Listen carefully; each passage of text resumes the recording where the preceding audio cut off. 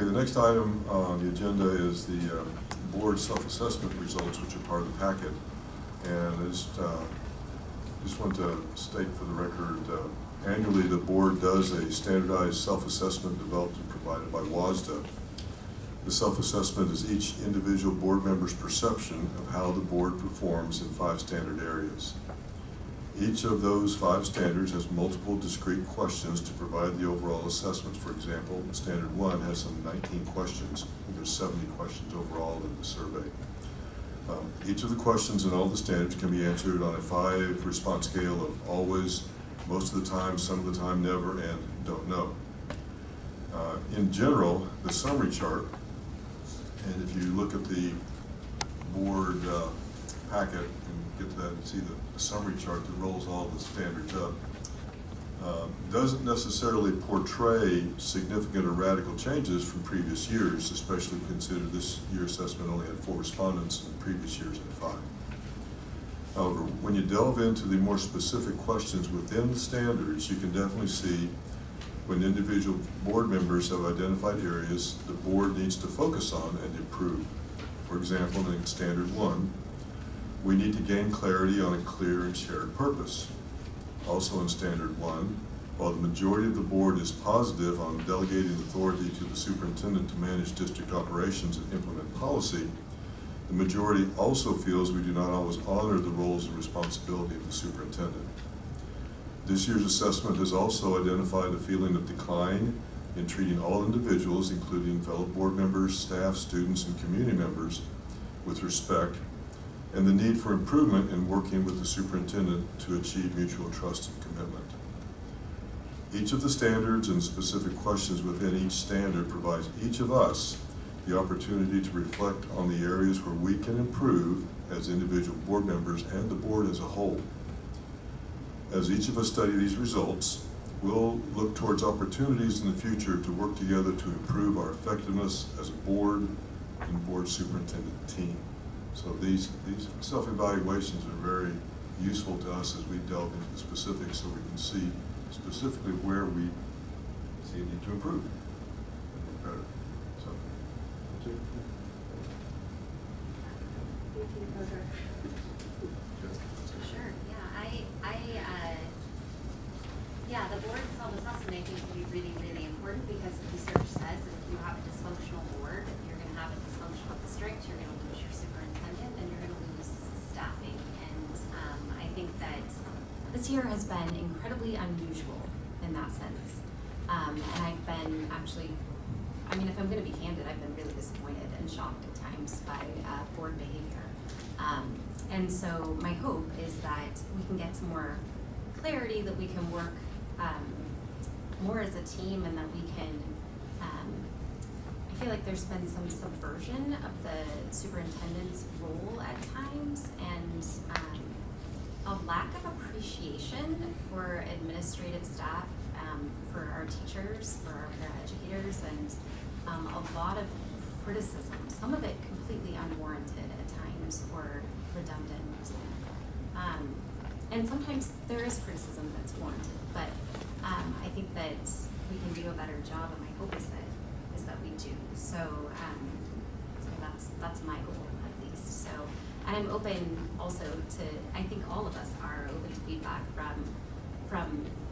I mean, I know it can be challenging sometimes or scary to approach the board as staff sometimes, but I mean, even if it's anonymous, I would love to get feedback on, you know, what I personally could do better, or what we could do as a board to become better and just make us more functional moving forward. So that's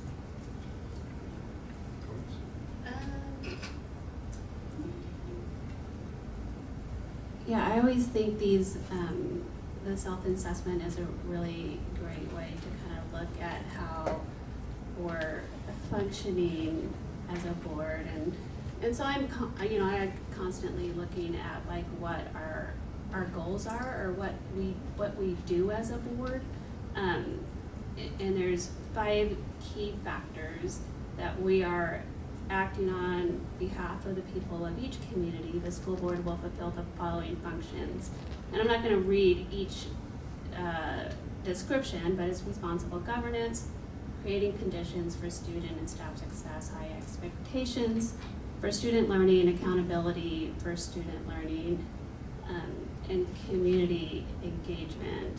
So, and I always feel like we have done a retreat, or not, we did a retreat once to kind of talk, or just had some board discussion on kind of like what we want to focus on in the present year. And I know that there's been a lot going on in this year, so I don't know that we've had a chance to except focus on our budget. And one of the things too that I feel very passionate about in terms of functions of the board, and I know I've mentioned it to you as well, is just looking at our strategic vision as a district. I know that has, I don't know the last time we did it, was it 2019 or 2018? Like, what was that process? Like, when that happens? Because I don't know, because I came on in 2020. Oh. We can address that. Okay, so, but I do think it's really important that we engage the community, and improve on that function as well. And here's part of why that strategic vision is so important, is that the community, and that includes staff and students, are a part of, like, a lot has changed in our world since COVID. So since 5 years ago, our understanding of education, what the needs are of our students today are different. And I feel like we really need to collaborate, come together, and create a strategic and shared vision that we can all use as our focus point that informs everything else that we do. And so we have come up to the end of that in the end of this school year. And so I do think that I'd love to see us as a board do a strategic vision with the community, and I just don't know what that process looks like, and maybe that would come after a capital levy. Okay, let's go to item number 8. Victor, did you have anything you'd like to contribute? Oh, yes, I'll just add something real quick. I agree with everything LJ and Jen mentioned. And also just like to mention, prior to the current situation we're dealing with the budget, there were no issues in the school district money. And so something happened with the budget, and it's kind of like we're one big family. Something happened. Sean gave a great job of the plan ahead in the 4-year projections. And we should always remember that we still are a top school district. We still are a great community. And we just got to move forward as a community, as one big family, and just work together. And this all be behind us soon and very soon. And so, that concludes my remarks. Thank you. Thank you, Victor.